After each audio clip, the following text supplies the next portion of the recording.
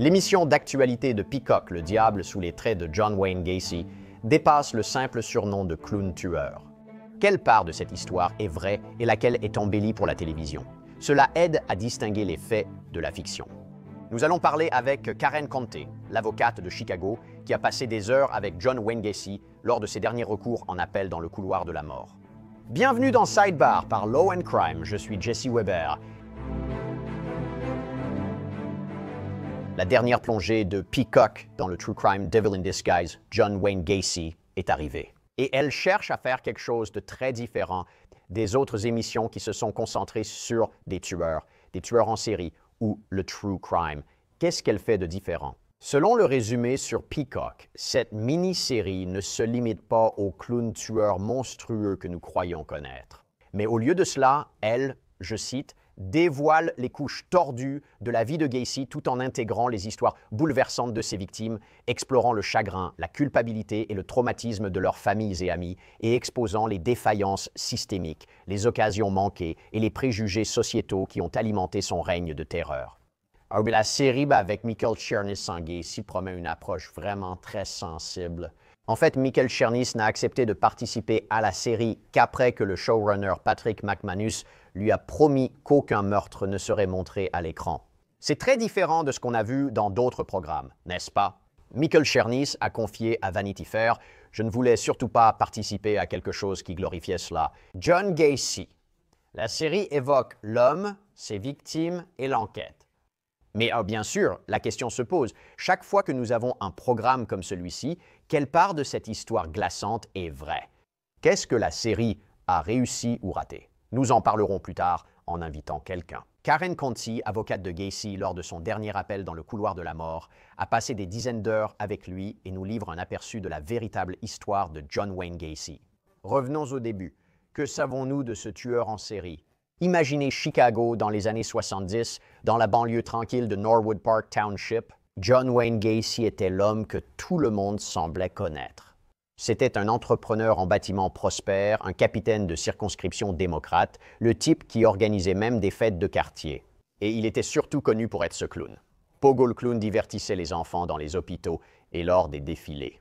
Mais derrière cette façade amicale se cachait un homme profondément brisé. Selon plusieurs biographies écrites sur Gacy au fil des années, l'enfance de Gacy était un véritable cauchemar. Son père était un alcoolique violent qui le rabaissait constamment. Il aurait aussi subi des abus sexuels d'un ami de la famille. Un psychiatre de la défense a plus tard suggéré que les crimes de Gacy étaient une reconstitution déformée de ses traumatismes d'enfance. Il faisait jouer à ses victimes l'enfant sans défense, se posant en père punitif. Ces tendances violentes sont apparues dès 1968 alors qu'il vivait dans l'Iowa. Condamné pour sodomie sur un adolescent, il a écopé de 10 ans de prison. Il n'a purgé que 18 mois. Sa première femme a vite divorcé. Les biographes affirment qu'il a perdu contact avec ses 2 enfants. Il est revenu à Chicago, a acheté une maison ranch au 8000 213 West Summerdale Avenue et lancé PDM Contractor. Il s'est même remarié. Il s'est remarié avec une femme nommée Carol Hoff en 1972. Cette année a aussi marqué le début d'une horrible série de crimes. De 1972 à 1978 d'après les autorités. John Wayne Gacy attirait de jeunes hommes et garçons, souvent ses employés, des travailleurs journaliers ou des personnes croisées en gare ou chez lui. Des promesses d'emploi et d'argent. Et ensuite, il utilisait ce tour de menottes pour les maîtriser, en disant que cela faisait partie d'un tour de magie.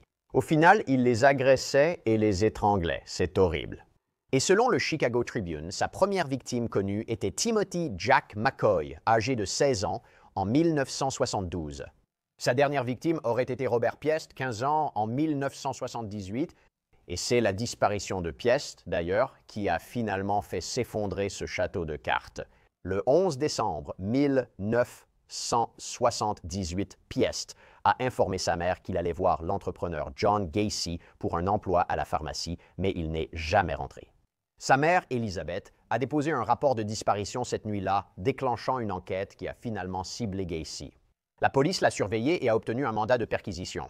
Et en entrant dans sa maison, ils ont été frappés par cette odeur accablante et nauséabonde. Ils ont trouvé un reçu de pellicule appartenant à un ami de Piest, prouvant que le garçon était entré. C'est là que tout a commencé à s'effondrer. Le 21 décembre 1978, John Wayne Gacy a été arrêté pour avoir donné de la marijuana à un employé de station-service sous surveillance. Lors de sa garde à vue, la police a fouillé sa maison et découvert une trappe vers un vide sanitaire. C'est alors qu'ils ont trouvé le premier des 29 corps sur sa propriété, 26 dans le vide sanitaire, 3 ailleurs sur le terrain. Interrogé, John Wayne Gacy a avoué presque fièrement.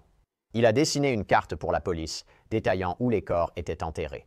Il parlait de lui à la troisième personne, accusant cet alter ego nommé Jack pour les meurtres. Il a été inculpé pour un total de 33 meurtres. Son procès, comme vous pouvez l'imaginer, a été un véritable cirque médiatique. Ses avocats ont plaidé la folie, mais le jury n'y a pas cru. Après seulement 2 heures de délibération, ils l'ont déclaré coupable des 33 meurtres. Le 13 mars 1980, il a été condamné à mort. Il a passé 14 ans dans le couloir de la mort avant d'être exécuté par injection létale le 10 mai 1994. À ce jour, 5 de ses victimes restent non identifiées.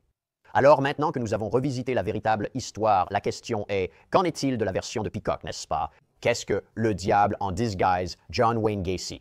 Que présente correctement la série et que modifie-t-elle pour la narration? Pour nous aider à y voir plus clair, nous avons un invité spécial. Nous allons maintenant parler avec quelqu'un qui a réellement connu John Wayne Gacy. Karen Conté, avocate de Chicago, a rencontré Gacy à de nombreuses reprises lors de ses derniers recours. Elle a coécrit Killing Time avec John Wayne Gacy, défendant ce tueur en série dans le couloir de la mort. Karen, merci beaucoup d'être venue ici à la barre. Je vous en suis vraiment reconnaissant. C'est un plaisir d'être ici, Jesse. Vous avez bien vu toute la série, c'est ça? Vous avez passé plus de 50 heures avec John Wayne Gacy. Commençons donc par les grandes lignes. Qu'est-ce que cette série montre correctement à propos de son caractère, de son comportement, de sa personnalité? Commençons par là. Je pense qu'ils ont tout à fait raison. Et parmi toutes les séries que j'ai vues au fil des années, avec les interprétations de Brian Dennehy et William Forsythe, cet acteur, Michael Chernich, s'en sort parfaitement. Il a l'attitude, il a le physique, il a l'accent et surtout, il a le vocabulaire. Quand je dis ça, je veux dire que Gacy était un gars de la rue, simple dans ses paroles, mais plein de fanfaronnades. C'était un baratineur, si je peux dire ça. C'était quelqu'un qui était toujours en contrôle, toujours en train de manipuler. Et même les mots qu'il utilisait étaient ceux qu'il employait dans la vraie vie. Et j'ai des enregistrements de lui. Et en fait, je suis retournée écouter et je me suis dit, mon Dieu, ils ont parfaitement reproduit sa façon de parler. Si vous voulez savoir comment était Gacy en privé, regardez cette émission. Autrement dit, était-il aussi charmant, comme un vendeur, que dans la série? Oui, il l'était, mais il alternait. Vous savez, il pouvait être très charmant, il pouvait être presque séducteur, il pouvait être captivant. Il était aussi très intelligent et il ne ratait rien. Il pouvait donc percevoir les faiblesses de chacun dans la pièce.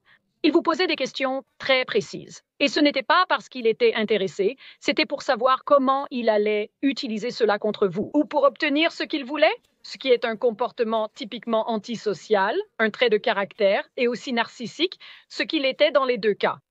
Donc, il était brillant dans ce domaine, mais il avait aussi ce côté où il savait tout sur tout et pour cette raison, on ne l'aimait pas vraiment. Avez-vous eu le sentiment qu'il y avait ces zones d'ombre, n'est-ce pas? Avez-vous déjà eu cette impression? Oh, on découvre à quel point il était maléfique, sinon personne ne s'en douterait en le rencontrant. Je veux dire, y avait-il ces ouvertures plus sombres, ces signes? Non, il n'y en avait pas. Tout le monde pense qu'une personne qui fait ces choses horribles a des crocs ou va révéler sa vraie nature. Je vais vous dire, je me suis assise avec lui, sachant ce qu'il avait fait et connaissant les détails de ses actes, malheureusement pour moi. Et en le regardant, je n'arrivais pas à concilier la personne à qui je parlais avec ce que je sais qu'il a fait. Donc, il l'a caché. C'était une personne très compartimentée. Et vous n'avez pas... Je veux dire, de temps en temps, on voyait peut-être un commentaire où il essayait de dénigrer les victimes et disait des choses comme « Eh bien, qu'est-ce qu'elle faisait dehors si tard, de toute façon ?» Et c'était une bande d'arnaqueurs. Mais vous avez vu ça dans la série où il les a vraiment dénigrés, comme pour dire qu'ils ne méritaient pas de vivre de toute façon. Donc, c'était vraiment le seul aperçu que j'ai jamais eu de la façon dont il, vous savez, rationalisait toute cette histoire. En d'autres termes, et je ne veux pas parler à votre place, il n'a jamais vraiment montré le moindre remords. Il était déjà dans le couloir de la mort quand vous l'avez rencontré, sans jamais montrer de remords. Aucun, absolument aucun. En fait, il se considérait comme une victime. Il se voyait vraiment comme une victime.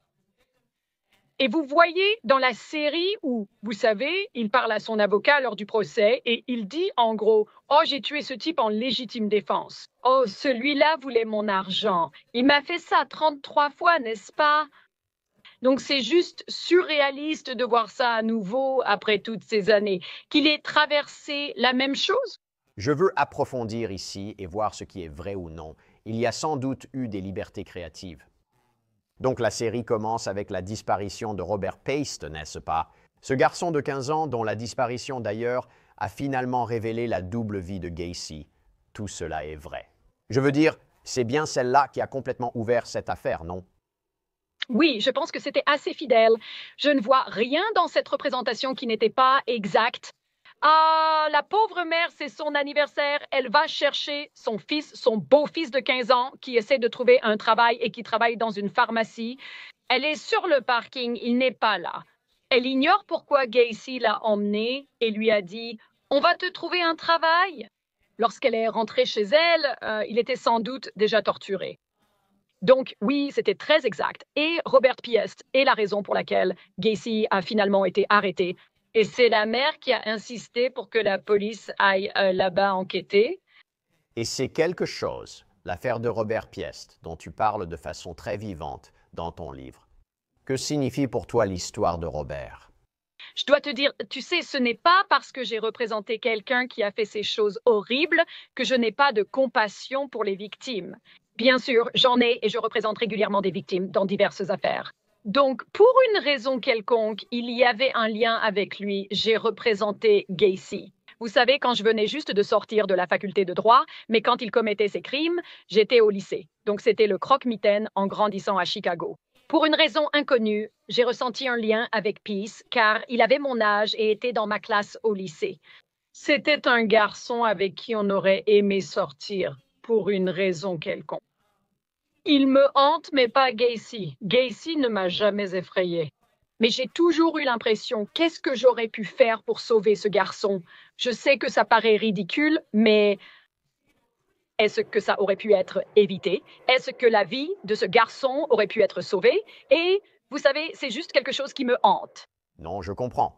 Au fait, qu'est-ce que ça faisait de le représenter et quels étaient les arguments juridiques que vous avanciez? Nous allons approfondir l'affaire. Comment était-ce de le représenter et quels étaient vos arguments? Eh bien, c'était une affaire perdue d'avance. Spoiler, vous savez, ça ne s'est pas bien terminé. Mais vous savez, à la toute fin, quand sa date d'exécution est fixée, vous avez épuisé tous les recours traditionnels. Après 14 ans, tous vos recours sont épuisés. Alors vous tentez le tout pour le tout. Et vous savez, en gros, nous avons dit que, vous savez, vous ne pouviez pas utiliser la machine d'injection létale parce que c'était une méthode d'exécution qui avait échoué, ce qui a effectivement été le cas. Avec Gacy, nous avons évoqué divers arguments sur les instructions au jury et l'absence de procès équitable. Vous savez, toutes ces choses que nous avons en quelque sorte ressassées, mais pour lesquelles nous avons trouvé de nouveaux arguments. Nous savions que ça allait être difficile. Mais je vais vous dire, une partie de la raison pour laquelle j'ai représenté Gacy, c'est parce que je suis contre la peine de mort. Et quand vous représentez quelqu'un dans le couloir de la mort, vous plaidez en quelque sorte pour les autres personnes dans le couloir de la mort qui pourraient avoir de très bonnes défenses, comme l'innocence réelle, etc. En établissant ce précédent, vous espérez aider d'autres condamnés à mort à être innocentés. Et dans l'Illinois, nous avons eu 12 personnes innocentées et 12 exécutions sur une certaine période d'années. Point final. Nous faisions mal les choses. John Wayne Gacy était-il anxieux avant son exécution? Pas du tout. En fait, c'est moi qui ai dû lui annoncer ça. La Cour suprême des États-Unis avait rejeté son tout dernier recours et ça ne le préoccupait même pas. Il plaisantait avec moi. Il disait qu'un des juges avait fait une remarque, disait-il. Envoie-lui une note de remerciement de la part de John Gacy. Il m'a dit, tu sais, ton nom sera dans ta nécrologie. Mon nom y figurera aussi. Il se vantait jusqu'au bout, sans nervosité. J'ai presque pensé qu'il ne comprenait pas vraiment ce qui allait lui arriver. Je lui ai expliqué ce qui allait se passer, quand et comment, mais il ne semblait pas du tout nerveux. Je voudrais revenir un instant sur Robert Piest. Donc, sa mère, Elizabeth, est montré en train de déposer cette plainte de 85 millions de dollars contre les personnes qu'elle estimait avoir laissé tomber son fils et d'autres. Ce procès a-t-il vraiment eu lieu? Oui, c'est vrai, il a été rejeté. Et comme tu le sais, il est très difficile de poursuivre les autorités parce que le gouvernement bénéficie de l'immunité qualifiée, ce qui veut dire qu'il faut prouver quelque chose de plus que de la négligence. Et sa plainte reprochait essentiellement au système pénitentiaire de l'Iowa parce que, comme le montre le film, il avait été incarcéré dans l'Iowa pour avoir sodomisé un jeune homme. Condamné à 10 ans de prison, il a été libéré après seulement 18 mois. Elle a dit qu'il n'aurait jamais dû faire ça et que tous les rapports psychiatriques affirmaient qu'il serait une menace pour la société. Et devine quoi, hein? Donc, malheureusement pour elle, toutes ces poursuites ont été rejetées. Je peux comprendre pourquoi elle l'a déposé, quand même. Je veux dire, tu sais, tu es un membre de la famille de la victime. C'est difficile à accepter. Et au fait, pour revenir à l'exécution, la série fait quelque chose d'intéressant. Elle montre que les familles des victimes de Gacy en parlent. Elles ont été trompées en leur faisant croire qu'elles assisteraient à son exécution, alors qu'on les avait placées dans une pièce pour cela. Et puis elles se sont rendues compte que c'était déjà arrivé. Est-ce que c'est vrai? C'est le seul élément que je pense être absolument faux. Et voici pourquoi. Il y avait tellement de victimes, n'est-ce pas? Il y avait 33 jeunes hommes et garçons, et la presse voulait être de la partie. Je voulais être présente, mais je n'étais pas autorisée comme avocate de la défense. Ils ont limité les places et organisé une loterie où il fallait tirer un numéro. Tout cela a été fait bien avant l'exécution. La plupart des personnes présentes étaient des journalistes avec quelques membres des familles des victimes. Donc, l'idée qu'ils ne savaient pas à l'avance qu'ils n'allaient pas pouvoir assister à l'exécution n'est pas vraie. Et pourquoi, je veux dire, d'où ça vient, ça? Où crois-tu qu'ils ont eu ça? Tu sais comment c'est arrivé? Eh bien, je pense que d'un point de vue artistique, tu vois dans tout ça que les victimes, au fil des années, je veux dire, ces garçons étaient tués. Ils travaillaient pour Gacy et ont été vus pour la dernière fois avec lui.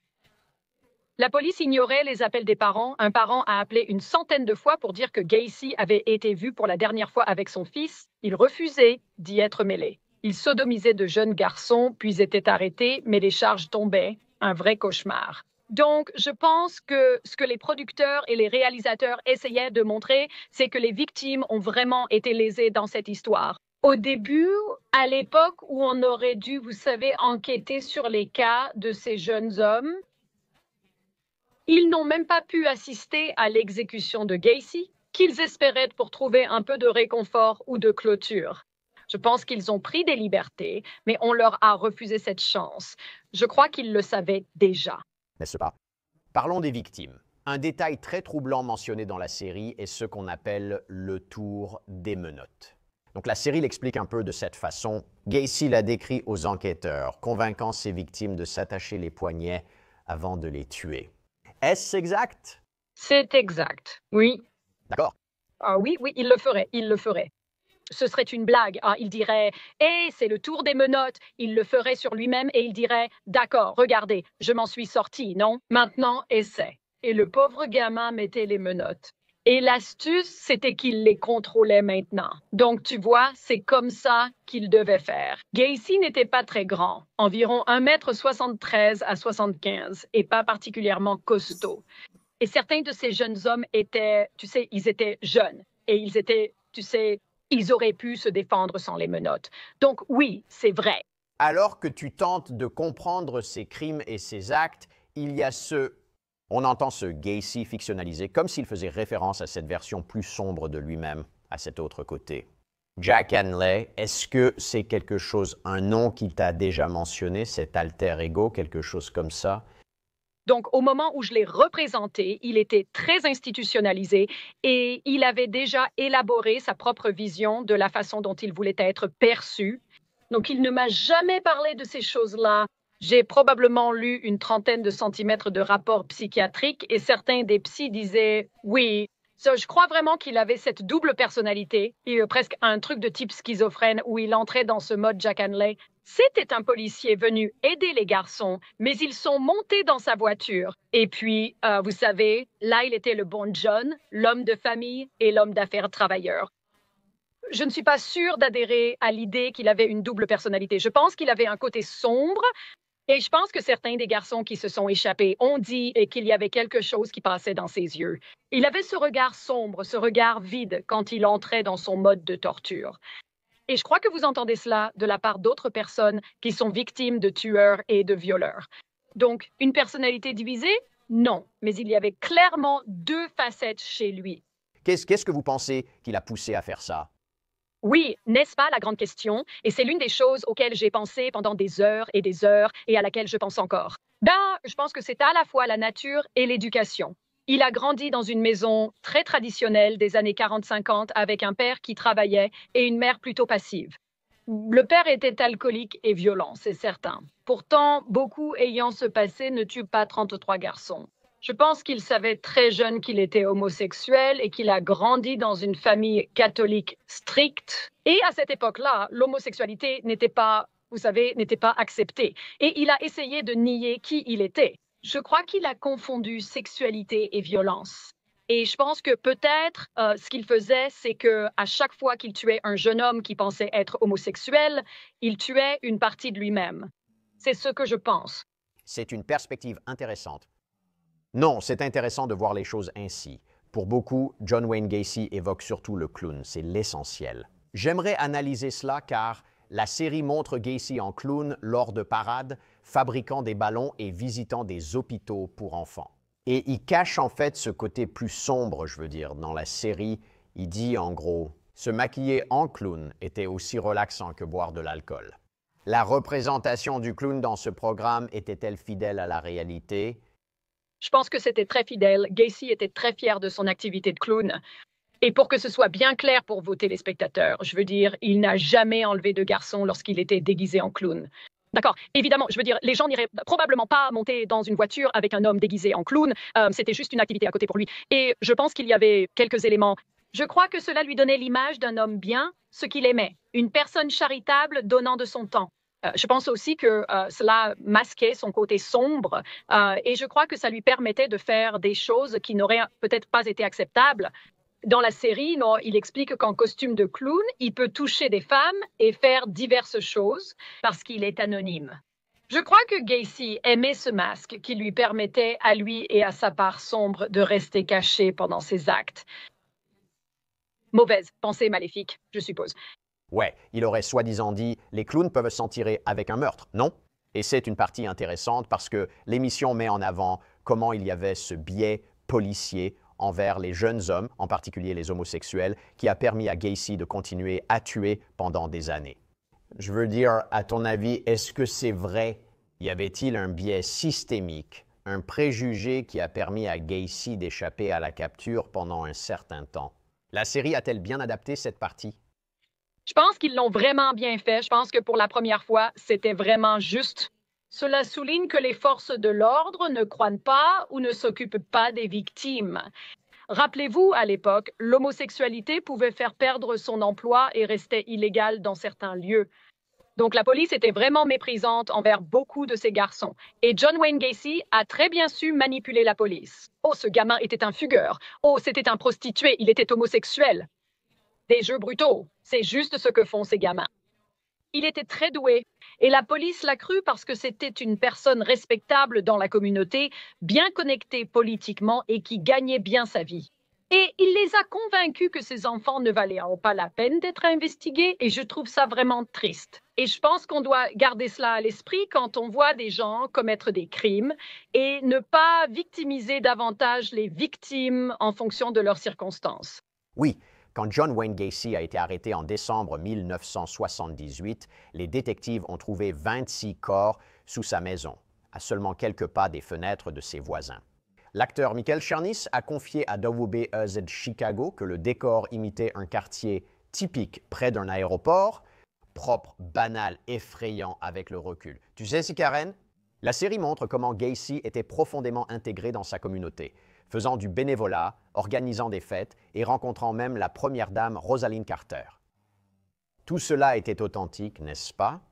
N'est-ce pas? Je veux dire, tout cela reflétait fidèlement ce qui se passait. Absolument. Et vous savez, il se tenait à côté de Rosalind Carter malgré sa condamnation pour sodomie, et les services secrets n'ont rien remarqué de tout cela. Je veux dire, il est passé à travers tellement de mailles du filet que, vous savez, cela ferait un excellent livre en soi. Et comment il s'en est sorti avec tout ce qu'il a fait? Et encore, une autre chose que je devrais mentionner à l'époque, vous savez, quand des garçons disparaissaient, il n'y avait pas vraiment de base de données, vous voyez, qui reliait les informations. Et il y a un garçon disparu ici. Et il y a un garçon disparu ici. En fait, même entre leurs commissariats, la police de Chicago n'était pas connectée en ce qui concerne la paperasse. Et c'était vraiment de la paperasse, il n'y avait pas d'ordinateur à l'époque. Donc, Desplaines avait une vision complètement différente de Gacy parce qu'ils n'enquêtaient pas sur ce que la police de Chicago aurait dû enquêter. Donc, je pense que si cela arrivait aujourd'hui, on aurait un résultat différent. J'espère. Grâce à l'interconnexion de nos bases de données aujourd'hui. Et les réseaux sociaux. En d'autres termes, il serait très difficile pour lui de pouvoir, vous savez, échapper à la surveillance des téléphones portables. Il lui serait très difficile de commettre ces crimes aujourd'hui. Absolument. Je pense aussi que nous en savons plus sur les tueurs en série. Je pense que le fait qu'il ait été incarcéré, qu'il ait été copé d'une peine de 10 ans dans l'Iowa, aurait dû être un signal d'alarme. Je veux dire, il aurait été un délinquant sexuel, il aurait dû s'enregistrer, tout le quartier aurait su qui il était et ce qu'il avait fait. Donc oui, c'était une autre époque. Et vous savez, quand on regarde les changements, ces changements sont évidemment très positifs. C'est pourquoi il y a moins de tueurs en série. Je veux parler rapidement des avocats. Donc, la série montre l'avocat de la défense de Gacy, Sam Amirant, comme étant déchiré entre son devoir professionnel et un dégoût moral. Mais il était quand même attiré, en gros, par la notoriété de cette affaire. Tu penses que c'était exact? Absolument exact. Je connais Sam et je sais. Et je vais dire ceci. Toutes les personnes qui ont été associées à Gacy d'un point de vue juridique ont bien réussi dans leur carrière. Je me range aussi dans cette catégorie. Bill Kunkel, le procureur, est devenu un excellent juge. Il a eu une brillante carrière juridique dans un grand cabinet. Terry Sullivan a écrit un livre et a aussi eu une belle carrière. Les gens sont fascinés par votre association et vous idéalisent sans raison, juste parce que vous êtes lié à un crime horrible. Ça n'a aucun sens, mais on voit ça tout le temps avec les avocats célèbres. Oui, Sam Amirant. Quand il a assisté à cette confession, il y avait une scène, quelques scènes où Gacy buvait beaucoup, et c'est là qu'il a avoué à Sam. Et Sam, encore aujourd'hui, est profondément bouleversé d'avoir entendu les détails des crimes. Parce que Gacy avait une excellente mémoire, il était très visuel et il pouvait raconter exactement où il se trouvait, où il avait récupéré les garçons, à quoi ils ressemblaient, parfois leurs noms, quels étaient leurs souvenirs, ce qu'il leur avait fait. Et cela a été traumatisant pour Sam. Mais Sam croit aussi fermement que tout le monde a droit à une défense. Donc, je pense que ça l'a bien retranscrit. Jesse, je pense que la série a fait du bon travail. Comment cela a-t-il influencé votre vie et votre carrière d'avoir représenté cet homme? À l'époque, c'était terrible. Des clients m'ont quitté et j'ai reçu des menaces de mort.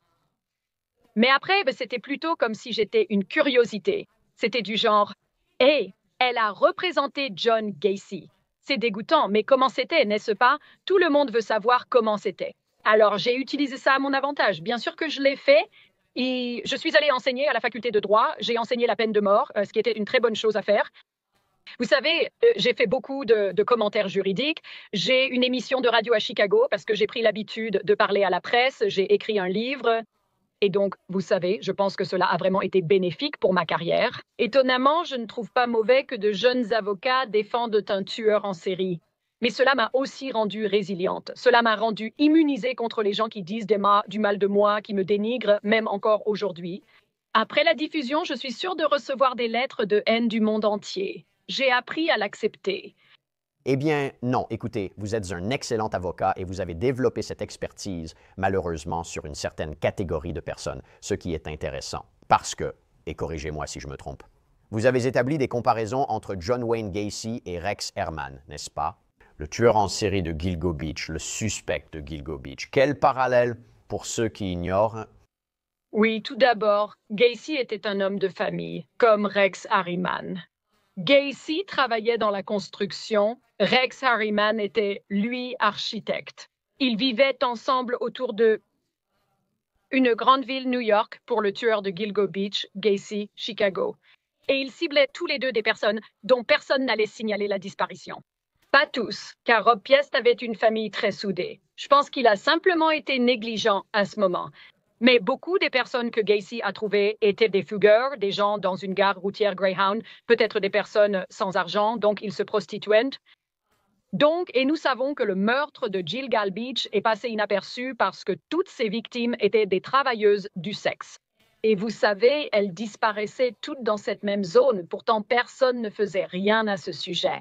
Un autre parallèle existe dans l'affaire de Gilgo Beach, si on s'y intéresse vraiment. La corruption touchait la police locale et le bureau du procureur. Je ne dis pas qu'il y avait corruption à Chicago, mais Chicago faisait n'importe quoi, ne faisait pas ce qu'elle était censée faire, même à l'époque. Donc je pense que vous avez ceci, très similaire. Il traquait ses victimes et les choisissait avec soin. Je vois beaucoup de parallèles ici. Ouais, avant de conclure, prenons un peu de recul. Quand tu repenses à cette émission, tu as dit que ça te paraissait fidèle, surtout dans la représentation de Gacy. Tu as mentionné que l'exécution, certains aspects, comportaient quelques libertés créatives.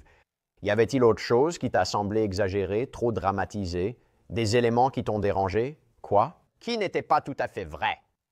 Avec du recul, y a-t-il des aspects qui t'ont marqué? Je pense que ceci est tout simplement inexact. Je veux rétablir la vérité.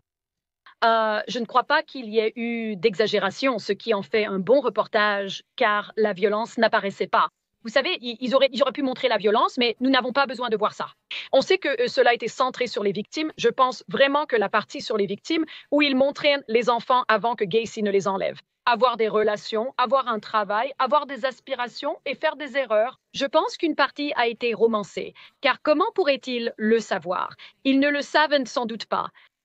Mais je pense que cela a renforcé l'idée que ce n'était pas juste des garçons avec leur visage sur un podium dans une salle d'audience.